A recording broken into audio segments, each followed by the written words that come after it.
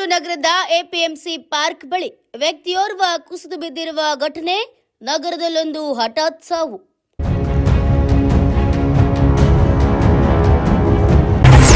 ಸವಣೂರು ಮೂಲದ ವ್ಯಕ್ತಿಯೋರ್ವ ರಾಣೆಬೆನ್ನೂರು ನಗರದ ಪಾರ್ಕ್ ಬಳಿ ಕುಸಿದು ಬಿದ್ದಿದ್ದು, ತಾಲೂಕು ಸರ್ಕಾರಿ ಆಸ್ಪತ್ರೆಯಲ್ಲಿ ಸಾವು ದೃಢ.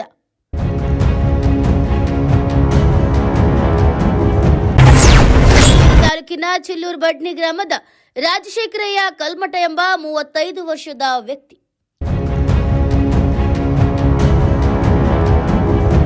ಸವಣೂರು ಮೂಲದ ವ್ಯಕ್ತಿಯೋರ್ವರು ರಾಣೆಬೆನ್ನೂರು ನಗರದ ಪಾರ್ಕ್ ಸಮೀಪ ಏಕಾಏಕಿ ಕುಸಿದು ಬಿದ್ದ ಘಟನೆಯೊಂದು ನಡೆದಿದೆ. ಸ್ಥಳದಲ್ಲಿದ್ದವರು ತಕ್ಷಣವೇ ಅವರನ್ನ ತಾಲೂಕು ಸರ್ಕಾರಿ ಆಸ್ಪತ್ರೆಗೆ ದಾಖಲಿಸಿದ್ರು. ವೈದ್ಯರು ಮೃತಪಟ್ಟಿರುವುದನ್ನು ದೃಢಪಡಿಸಿದ್ದಾರೆ.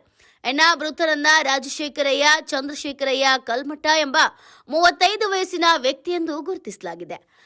ಪ್ರಾಥಮಿಕ ಮಾಹಿತಿ ಪ್ರಕಾರ ಹೃದಯಾಘಾತವೇ ಸಾವಿಗೆ ಕಾರಣ ಎನ್ನಲಾಗಿದೆ. ಘಟನೆ ಬಗ್ಗೆ ಮಾಹಿತಿ ಪಡೆದ ರಾಣೆಬೆನ್ನೂರು ಶಹರ್ ಠಾಣೆ ಪೊಲೀಸರು ಆಸ್ಪತ್ರೆಗೆ ಭೇಟಿ ನೀಡಿ ಪರಿಶೀಲನೆ ನಡೆಸಿದ್ದು ಪ್ರಕರಣ ದಾಖಲಿಸಿಕೊಂಡಿದ್ದಾರೆ. Bureau report, news pulse, Ranebennur.